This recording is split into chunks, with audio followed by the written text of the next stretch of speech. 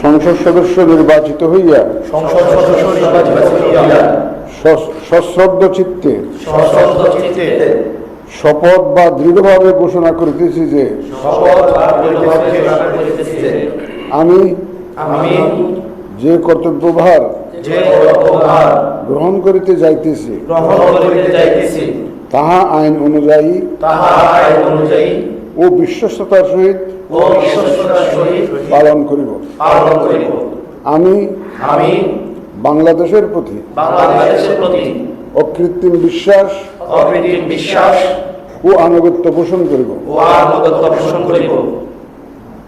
এবং সংসদ সদস্যরূপে আমার কর্তব্য পালনকে ব্যক্তিগত স্বার্থের দ্বারা প্রভাবিত হইতে দিব না। ধন্যবাদ।